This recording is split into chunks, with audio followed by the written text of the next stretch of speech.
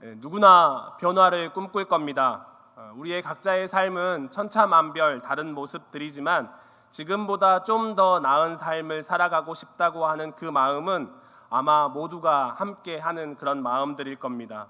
그런데 그 변화는 어디서 얻을 수 있을까요? 사실 우리의 변화는요, 우리의 삶의 모습이 어떤 모습인지, 지금의 모습이 어떤 모습인지 분명하게 깨달을 때 시작할 수 있습니다. 내가 어떤 것을 잃어버렸다라고 생각한다면 그 잃어버린 것을 찾을 수 있는 곳은요, 잃어버렸던 곳에 가야 찾을 수 있는 것처럼요, 다른 곳에선 찾을 수 없는 것이죠. 지금 우리 성도님들이 간절히 바라고 원하는 것 무엇이십니까? 무엇이 나의 삶의 가장 큰 변화라고 생각하십니까?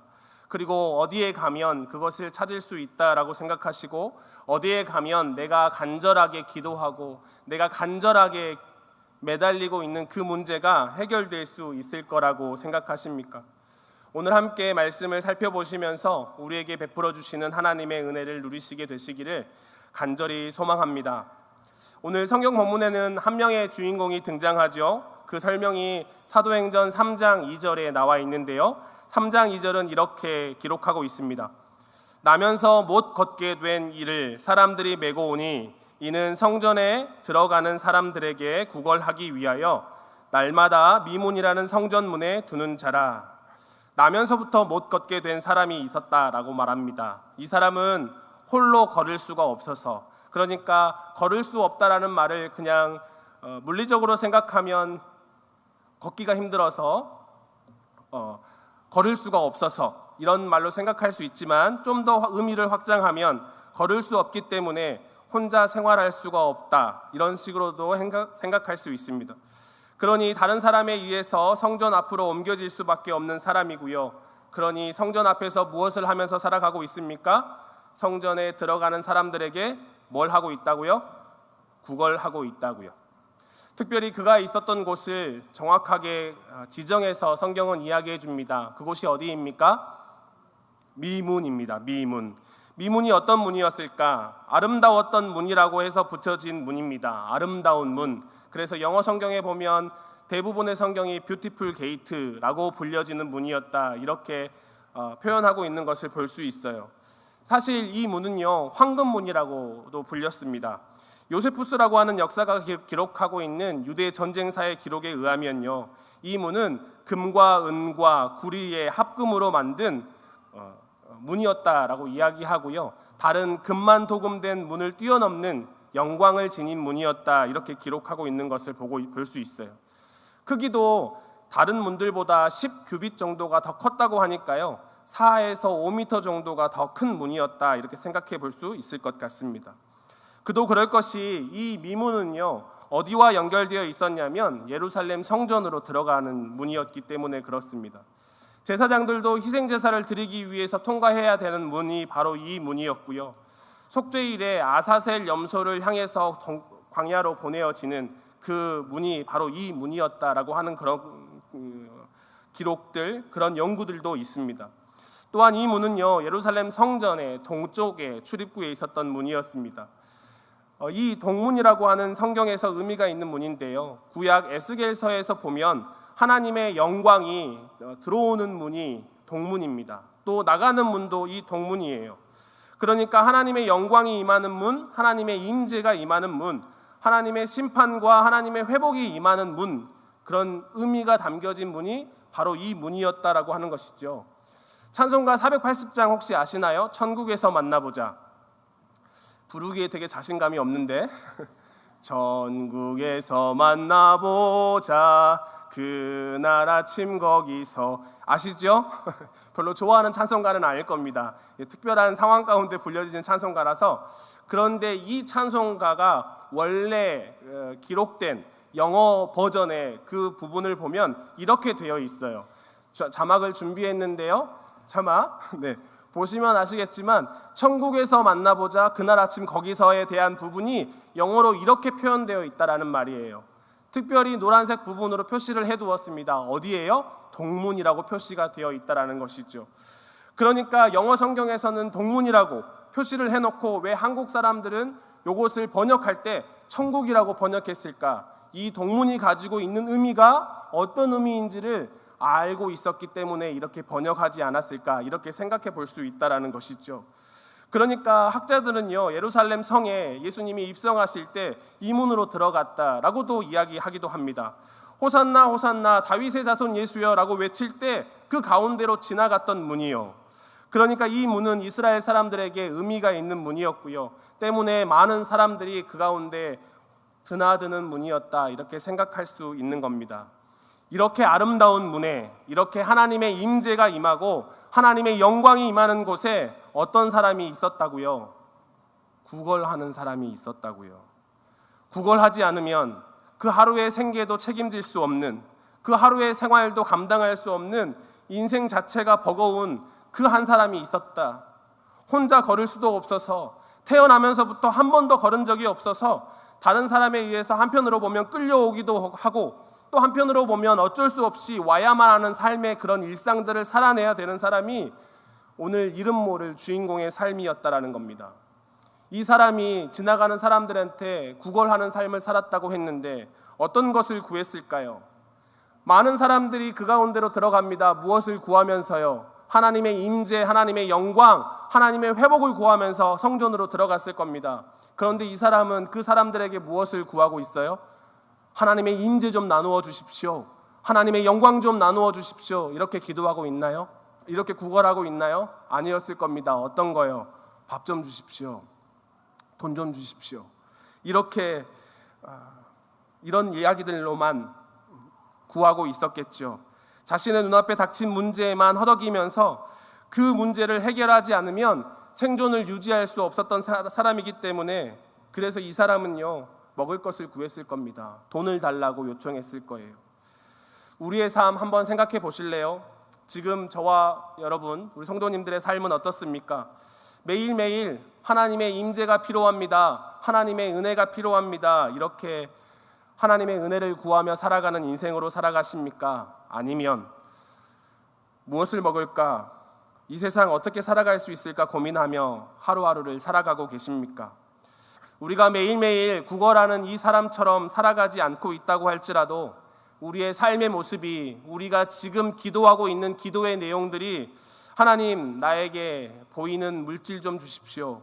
하나님, 나의 일이 이렇게 되게끔 좀 해주십시오. 하나님, 나에게 닥친 이 문제가 기가 막히게 한번 해결될 수 있도록 하나님 해주십시오. 이런 기도의 제목들로만 채워가고 있다면 오늘 성경의 말씀에 등장해서 나면서 걷게 돼서 그 성전 앞에서 구걸하고 있는 인생과 우리의 삶은 어떤 것이 다를까 한번 생각해 보았습니다. 다른 사람들은 제9시 기도 시간에, 그러니까 하나님 앞에 정한 시간에 하나님의 은혜를 구하고 하나님 앞에 나아가는 그 순간에, 구걸하는 안진뱅이는요, 성전에 들어가지도 못한 채 성전 앞에서 하나님의 임재나 하나님의 영광이나 하나님이 주시는 한이 없는 은혜와 평강은커녕 자신에게 닥친 삶의 문제에 가로막혀서 하루 먹고 하루 사는 인생으로 밖에 살아갈 수 없다라는 말입니다. 이러한 모습 속에서 우리는 어떻게 달라질 수 있을까? 어떻게 나면서 못 걷게 된 것과 같은 일상을 살아가는 이 사람과 다른 삶을 살아갈 수 있을까? 오늘 말씀이에요. 그 말씀이 오늘 말씀이에요. 3절은 이렇게 기록합니다. 그가 베드로와 요한이 성전에 들어가려 함을 보고 구걸하거늘, 안진뱅이가 베드로와 요한을 봤다라고 기록합니다. 그리고 이전에 해왔던 것처럼 너무나 자연스럽게 그들에게 구하고 있는 거예요. 뭐를요? 밥 좀 주십시오. 하루를 살아갈 수 있는 돈을 주십시오. 이렇게요. 그런데 베드로와 요한의 대답이 좀 특별해요. 달라요. 어떤 말을 하죠? 6절 말씀입니다. 아마 잘 아시는 말씀이고 유명한 말씀이니까요. 이 말씀 우리가 함께 우리의 믿음을 가지고 함께 고백하겠습니다. 함께 읽겠습니다. 시작. 베드로가 이르되 은과 금은 내게 없거니와 내게 있는 이것을 내게 주노니 나사렛 예수 그리스도의 이름으로 일어나 걸으라 하고, 베드로와 요한은 그 안진뱅이한테 말해요. 은과 금은 내게 없다. 그런데 내게 있는 이것을 내게 줄 텐데 그것은 나사렛 예수 그리스도의 이름이다. 사실 이것은요, 안진뱅이가 원했던 것 전혀 아니었을 겁니다. 아마도 우리의 삶 가운데 나의 삶에 닥친 문제에 집중하는 우리의 자신을 본다고 한다면, 이런 이야기 한다고 하면 뭐라고 답할까요? 아마도 우리가 전도하러 나아가서 예수님 믿으세요라고 하는 그 이야기 앞에 많은 사람들이 거절하고 거부하는 그런 감정과 똑같은 감정이 들지 않았을까 이렇게 생각합니다. 안진뱅이가 지금 원하는 것은요, 먹을 거였어요. 돈이었어요. 지금 당장 자신에게 닥친 문제를 해결할 그 어떤가를 구했단 말이에요. 그런데 베드로와 요한은 그 안진뱅이에게 난 그것을 해결해 줄 수 있는 능력은 없어 라고 이야기합니다. 네가 원하는 것 내가 줄 수 있는 것 아니야 라고 이야기하는 것이죠. 그런데 한 가지 내가 가지고 있는 것이 있는데 그 한 가지는 내가 내게 줄 수 있어. 그것은 무엇이냐면 나사렛 예수 그리스도의 이름이야 라고 이야기하고 있다라는 것이죠. 그러니까 베드로와 요한이 지금 하고 있는 것이 무엇입니까? 지금 당장 구걸해야 살아가고 구걸해야만이 자신이 이 세상에 존재할 수 있다고 생각하고 있는 그 한 사람에게 난 네가 바라는 거 줄 수 있는 건 없지만 그럼에도 불구하고 너의 인생을 바꿔줄 그 무언가 내가 가지고 있는 건 너에게 줄게. 나사렛 예수 그리스도의 이름 줄게 이야기하고 있다라는 것이죠. 나사렛 예수 그리스도의 이름을 준다라는 말은 무엇일까요? 아마도 나사렛 예수 그리스도라는 말들 아마 많이 설교를 통해서 또 여러 가지를 통해서 익히 알고 계실 겁니다. 그리스도라는 말은 무슨 말입니까? 원래 그리스도라는 말은 신약의 언어예요. 이것을 구약의 언어로 바꾸면 뭐가 되죠? 메시아가 되지요. 똑같이 메시아나 그리스도나 어떤 뜻입니까? 구원자라는 뜻입니다. 구원이 어떤 의미일까요? 원론적으로 이야기하면 우리로 하여금 하나님 나라에 갈 수 있도록 해주시는 분이시다 이렇게 설명할 수 있을 겁니다. 그런데 우리가 구원이라는 말을 사용하는 용례를 좀 살펴봐서 구원을 의미적으로 어떤 사람이 처한 상황과 환경에서 벗어나게 해주는 것, 그래서 다른 것, 더 좋은 것을 얻게 해주는 것, 그 넓은 의미로 생각할 때 이 구원자라는 의미는 이 안진뱅이에게 어떤 의미가 있었을까? 지금 자신의 삶 가운데 자신의 삶의 변화를 가져다 줄 수 있는 분, 이렇게 이해가 될 수 있다라는 것이죠. 그러니까 내 인생을 고쳐줄 수 있는 분, 내 인생의 방향을 다른 것을 향할 수 있도록 해주시는 분이라는 겁니다. 다시 말해서 내 인생 가운데 내가 원래 가져야 했던, 내가 잃어버렸던 그 참된 행복, 진정한 복을 누릴 수 있게 해주시는 분, 이런 의미가 담겨져 있다라는 말입니다. 그 사람이 누구라고요? 나사렛 예수라고요. 여기서 나사렛은 잘 알고 계시는 것처럼 지명 이름입니다. 이스라엘 사람들이 어떤 사람의 이름을 지을 때에 우리가 사용하는 것처럼 부모의 성을 따르지 않고 그 지역의 지명의 이름을 따서 나사렛 예수 이렇게 붙여진 것이 나사렛 예수의 이름이에요. 그러니까 나사렛 예수라고 한다고 하면 나사렛에 사는 예수라는 사람의 의미가 되겠죠. 그러니 나사렛 예수 그리스도라고 하는 이 말의 의미는 어떤 말이냐? 그리스도가 있다. 나를 구원해 주실 수 있는 그 분이 계시는데 그 분이 누구라고요? 다른 이름으로 예수라고 불리는 그 사람이 아니라 나사렛 예수가 바로 그 사람입니다 라고 하는 말에 의미가 담겨져 있겠죠. 그러니까 더 풀어서 이야기하면 우리를 지금 이 시간과 이 상황에서 벗어나게 해줄 수 있는 유일한 사람, 그 사람이 누구라고요? 예수 그리스도, 바로 그 사람이라고 얘기하고 있다는 것입니다. 베드로와 요한이 안진뱅이에게 이야기하고 있는 지점이 바로 이 지점이에요. 지금 안진뱅이는 무엇을 구하고 있습니까? 밥을 구걸하고 있어요. 돈을 구걸하고 있다는 말입니다. 하지만 베드로와 요한은 그 안진뱅이에게 무엇을 주고 있어요? 나사렛 예수 그리스도의 이름을 주고 있어요. 서로가 서로에게 바라보는 그 무엇인가가 완전히 달라요. 베드로와 요한은 지금 이 안진뱅이를 향해서 나의 삶에 닥친 고난과 어려움의 시간에서 구원해 줄 수 있는 사람이 바로 이 한 사람밖에 없다. 내가 가진 이 한 사람밖에 없다라고 하는 이야기를 그 안진뱅이에게 전하고 있는 겁니다. 우리의 삶에는요, 여러 가지 삶의 문제가 있을 겁니다. 다른 사람한테 이야기할 수 있는 문제들도 있겠지만 다른 사람한테는 이야기할 수 없어서 내 마음속에만 끙끙 싸매는 문제들이 있을 거예요. 그 삶 속에서 벗어나기 위해서 여러 가지 다른 모습으로 몸부림치며 살아가는 것이 우리의 삶이지 않을까. 그런데요, 우리의 삶을 무엇으로 새롭게 할 수 있다고요? 우리가 닥치고 마주하는 모든 시간 가운데 우리의 걱정과 근심의 문제를 어떻게 해결할 수 있다고요? 많은 돈이 있으면 될까요? 주변에 똑똑한 많은 친구들이 있으면 해결이 될까요? 삶에서 마주하는, 우리를 요동케 하고 우리를 혼돈케 하는 그 많은 일들 가운데 우리가 버티고 견디고 승리할 수 있는 그 방법은 누구에게 있다고요? 오늘 성경 말씀은 그것이 바로 예수 그리스도로 말미암아 온다, 이 사실을 너무나 분명하고 너무나 선명하고 너무나 확실하게 우리에게 말씀해 주고 있는 겁니다. 이 말씀이 저와 우리 모든 한 분 한 분들 귀에 들리시는 말씀이 되시기를 예수님의 이름으로 간절히 축원합니다. 그 예수 그리스도의 이름을 듣고 안진뱅이에게 놀라운 변화가 일어나죠. 7절입니다. 이렇게 기록해요. 오른손을 잡아 일으키니 발과 발목이 곧 힘을 얻었다. 오른손을 잡아 일으키니 발과 발목이 힘을 얻었다라고 말씀합니다. 나면서부터 한 번도 못 걸어봤어요. 발과 발목에 어떻게 힘을 줘야 되는지, 이게 힘이 들어가는 건지 힘이 생긴 건지도 알 수 없는 사람입니다. 감각도 없었던 사람이에요. 한 번도 해봐야 되겠다라고 생각하거나 도전하지 않았던 사람입니다. 그런데 그 사람이 발과 발목에 힘을 얻었다라고 되어 있습니다. 이전과는 완전히 다른 사람이 되었어요. 새 사람이 되었다라는 말입니다. 여기서 발이라고 쓰여지는 단어는요, 원래 뜻이 기초, 토대, 받침이라는 단어입니다. 그러니까 이런 의미를 살펴서 생각해 본다면 이 나면서부터 못 걷게 된 사람에게 그런 기초가 생겼다, 그런 토대가 생겼다, 그런 반석이 생겼다라는 의미가 되는 겁니다. 이제까지는 그것들이 없어서 다른 사람의 도움을 받아야 했고 하나님 앞에 나아갈 수 없어서 그저 구걸하는 인생으로밖에 살아갈 수밖에 없었는데, 이제는 그렇게 하지 않아도 될 기초, 받침, 토대, 반석이 생겼다라는 말이에요.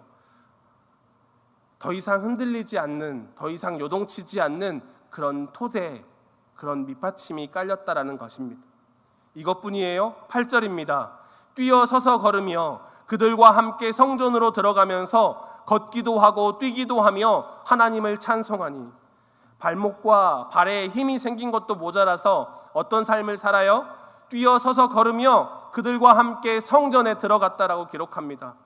걷기도 하고 뛰기도 하면서 하나님을 찬송하는 거예요.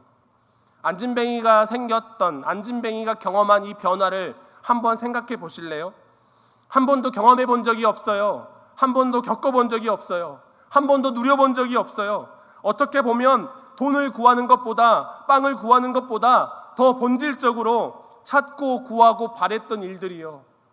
수많은 사람들이 지나갈 때 구걸하는 그 삶을 살아갔지만, 그럼에도 불구하고 이 사람도 이스라엘 사람이었기 때문에 이 사람들이, 지나가는 사람들이 어디에 무엇을 하러 가는 것 다 알고 있었던 사람일 텐데, 나도 저 무리들과 함께 하나님을 찬양하고 예배하고 싶다, 이런 생각 안 했을까요?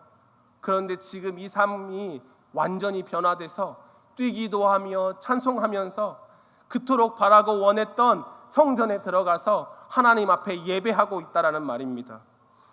예수 그리스도의 이름의 능력으로 지긋지긋하게 벗어버리고 싶었던, 반복되었던 일상에서 벗어나게 되었다라는 말입니다. 더 나아가서 9절과 10절 보실래요?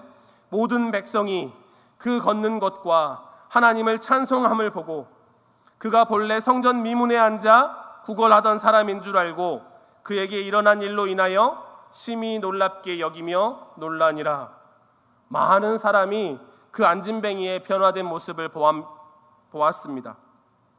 원래 구걸하던 인생이었는데 이제는 걷기도 하고요, 뛰기도 하고요, 다른 사람들과 같은 모습으로 하나님 앞에 찬양하고 예배하고 있다라는 거예요.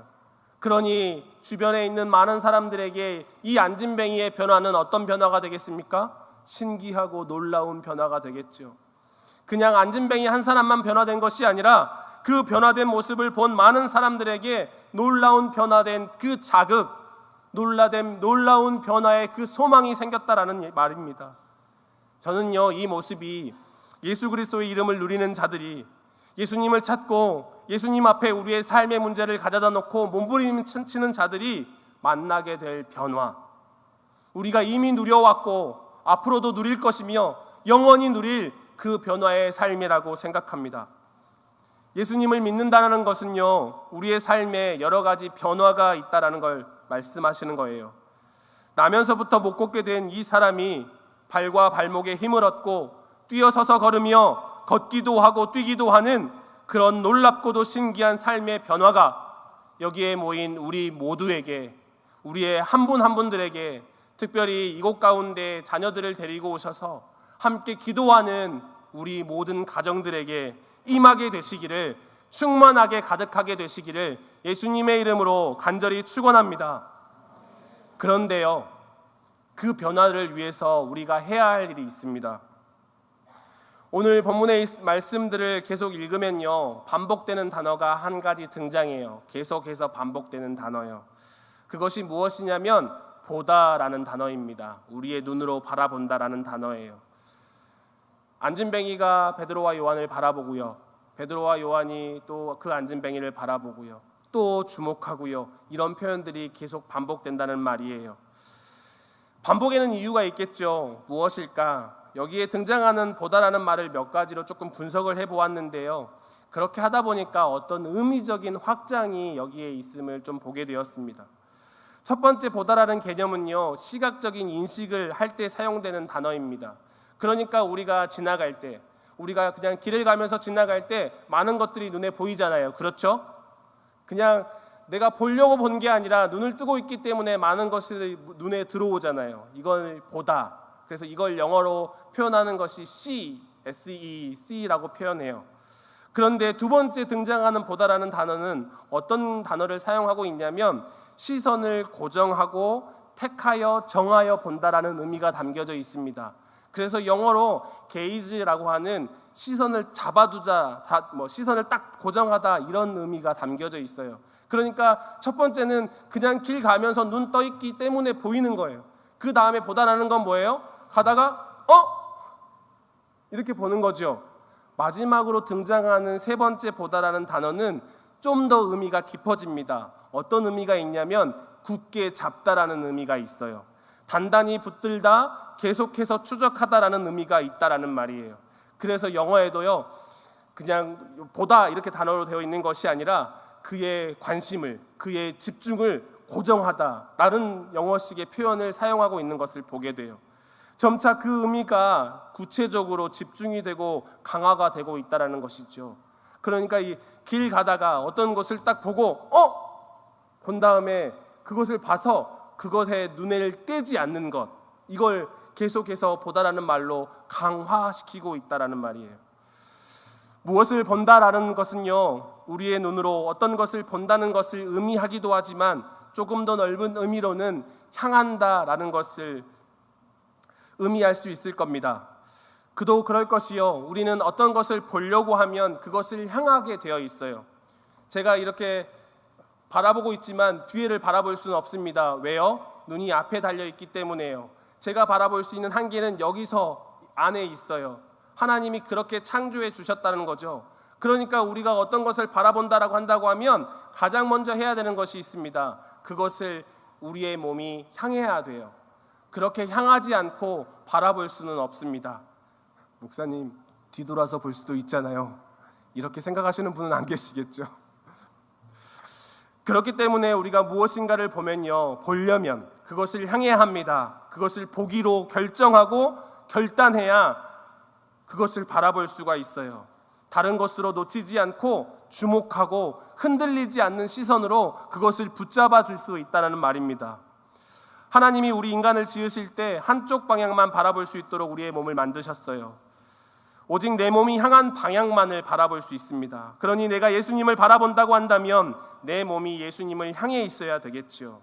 그리고 그 예수님을 바라보는 것은 점점 더 의미가 분명해져서 그냥 지나가다 스쳐 지나가는 정도로 바라보는 것이 아니라, 그냥 시선을 고정하는 것으로만 잡아두는 것이 아니라 그것을 내가 꽉 잡아두어서 흔들리지 않는 시선으로, 흔들리지 않는 내 마음으로, 쓰러지지 않는 내 마음으로 잡아두는 것이 필요하다라는 것이죠. 내 시선에서 놓지 않으려는 그 몸부림이 우리 가운데 있어야 된다라는 말입니다. 여전히 우리의 삶에 여러 가지 상황과 기도의 제목들이 펼쳐져 있을 수 있습니다. 그런데 내가 처한 상황과 환경에 집중하고 그것만을 바라본다라고 한다면 우리는요, 안진뱅이가 성전 미문 앞에 앉아서 구걸했던 것처럼 그냥 구걸하는 인생으로 끝날 수 있겠다, 이런 생각을 해봅니다. 하지만요, 나를 구원하신 예수님이요, 나의 삶을 변화시킬 예수님이요, 우리의 자녀의 미래를 결정하실 그 예수님 바라본다라고 한다면 우리는 예수 그리스도로 가득 찬 인생 살아갈 수 있지 않을까. 그래서 지금 문제가 비록 나에게 버겁지만, 지금 나에게 닥친 문제가 내가 감당할 수 없을 만큼 나에게 힘들지만, 그럼에도 불구하고 나의 삶에 놀라운 변화를 가져다 주실 그 예수님을 믿음으로 말미암아 이 시간, 이 구간을 통과할 수 있지 않을까. 날씨가 제법 더워진 것 같습니다 라고 설교문에 적었어요, 어제까지. 근데 오늘 비가 와가지고 이 감동이 좀 사그라드는 것 같긴 하지만, 왜 더워졌을까요? 한 가지입니다. 이유는 한 가지예요. 제가 아는 이유는 한 가지. 지구가 태양에 조금 더 가까워졌기 때문입니다. 우리가 있는 지역이 태양과 조금 더 가까워졌기 때문에 더워진 거예요. 이런 것처럼요, 우리의 삶의 방향을 바꾸고 생각이 향하는 방향을 바꾸어서 예수 그리스도께로 더 가까이 나아가시는, 한 걸음 더 몸부림치시는 그런 삶이 우리에게, 또 우리 자녀들에게 있게 되시기를, 우리 가정들에게 가득하게 되시기를, 우리 교회 가운데 충만하게 되시기를 예수님의 이름으로 간절히 축원합니다. 아멘.